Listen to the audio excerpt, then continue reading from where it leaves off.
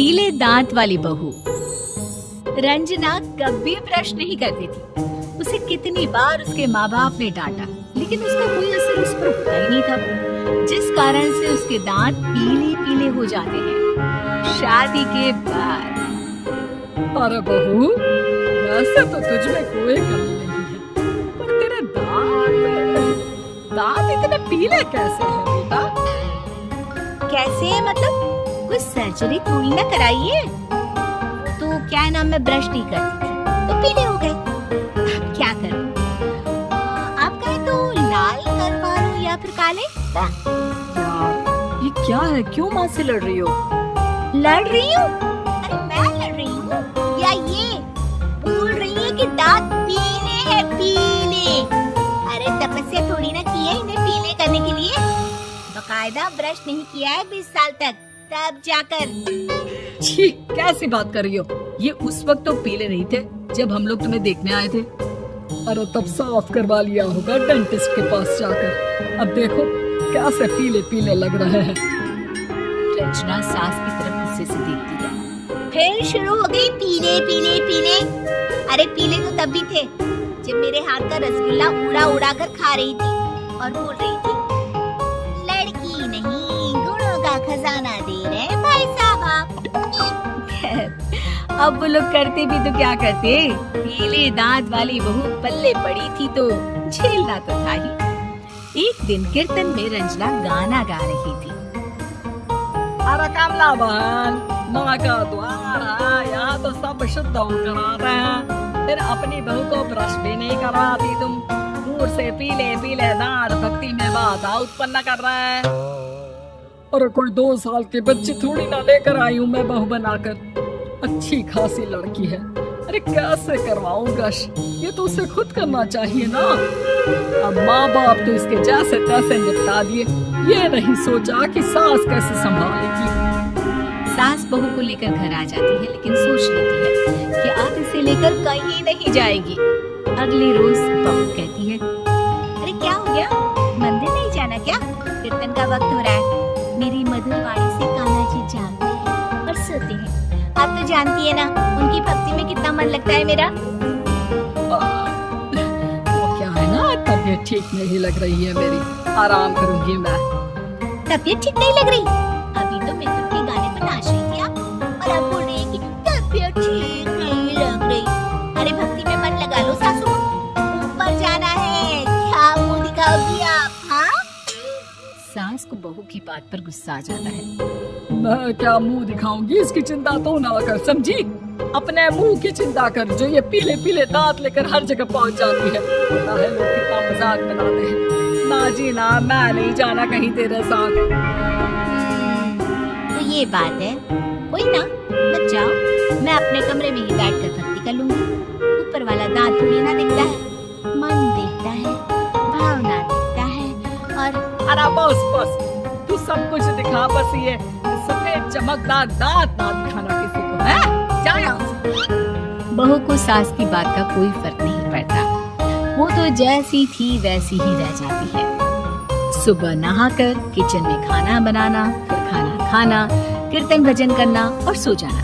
एक दिन, माँ जी मैं सहेली के घर जा रही हूँ, शाम को लेट आऊंगी। हाँ, तो जाना, मैंने कौन सा तेरी आरती करनी है घर पर बैठकर। रंजना सहेली के घर जाती है, जहाँ वो पार्टी में जाने की तैयारी कर रही होती है। अरे शिखा, कहाँ जाने की तैयारी कर रही है? मैं गलत वक्त पर आ गई क्या? अरे नहीं यार, हम तो सही वक्त पर आ गए। मैंने ये साड़ी और ज्वेलरी निकाली है यार, शाम को इनके ऑफिस की एक पार्टी में जाना है। बताना कैसा लग रहा है ये सब? नहीं यार, इस ड्रेस के साथ तो वो वाली ज्वेलरी अच्छी लगेगी। हाँ सही बोल रही है, मैंने ध्यान ही नहीं दिया। वैसे तो हमेशा से मस्त फैशन सेंस रखती है, तो बड़ा जाती होगी ना पति के साथ पार्टी में। रंजना कुछ नहीं बोलती, बस सोचती है कि यार काश ये बात सही हो जाती, पर मैं क्यों नहीं जाती पार्टी में? क्या इन लोगों की कोई पार्टी होती नहीं होगी? रंजना घर आती है और रात में पति से सवाल करती है, एक बात बताइए, आप मुझे किसी पार्टी में क्यों नहीं ले जाते? क्या आपके यहाँ ऑफिस में पार्टी नहीं होती? पति बेचारा क्या कहता कि दांत पीले हैं तुम्हारे इसलिए। अरे कोई पार्टी होती नहीं है हम लोगों के ऑफिस में, तो कहाँ से लेकर जाऊँ?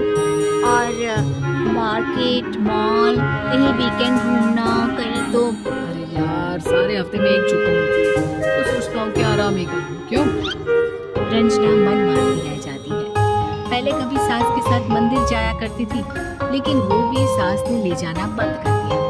घर बैठी बैठी रंजना बोर हो जाती है। तभी उसे आइडिया आता है और वो मायके जाने का सोचती है। सासू माँ, 2 दिनों के लिए मम्मी के घर जा रही हूँ। अच्छा अच्छा ठीक है, आराम से जा। और हाँ, माँ से कुछ अच्छी आदत सीख कर आना कि कैसे शरीर के हर भाग की तरह दांतों की सफाई भी जरूरी होती है, समझी? शुरू हो गई ना आप? वो लोग आपकी तरह नहीं है कि छोटी छोटी बात का बतंगड़ बना दे। उन लोगों के लिए मैं मायने रखती हूँ, ना कि मेरे पीले पीले दांत। रंजना माँ को बिना बताए उन लोगों को सरप्राइज देती है, लेकिन जैसे ही वो दरवाजे पर पहुँचती है, अंदर देखती है कि घर वाले कहीं जा रहे होते हैं। अब माँ, काश रंजना दीदी के दांतों वाली प्रॉब्लम नहीं होती, तो वो भी हम लोगों के साथ चलती ना बुआ जी की बेटी की शादी में। हाँ बेटा, लेकिन अब उसे कौन समझाए कि उसको उसके पीले दांत नहीं दिखते, लेकिन उसके आसपास के लोगों को कितना एम्बैरेसिंग फील कराते हैं। मुझे तो कितनी बार उसके स्कूल की टीचर ने शिकायत की कि उसके साथ कोई लड़की बैठना भी नहीं चाहती, और ना ही कॉलेज में कोई उससे बात करना चाहता था। लेकिन पता नहीं क्यों उसे ये बात समझ में ही नहीं आती। कोई कमी नहीं है उस लड़की में, बस यही कि दांत पीले हैं।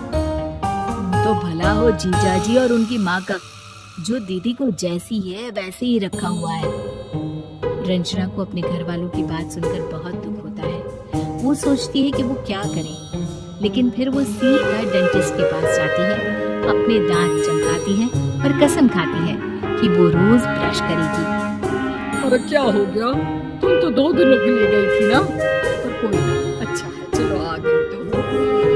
रंजना सास के सामने आकर खड़ी हो जाती है और पूरी स्माइल करती है, उसके चमकदार दांतों को दिखाती है। चलो मंदिर। माँ, मुझे माफ कर दीजिए, मैंने आप लोगों को बहुत एम्बैरेसिंग फील करवाया। मैं आज से रोज ब्रश करूंगी।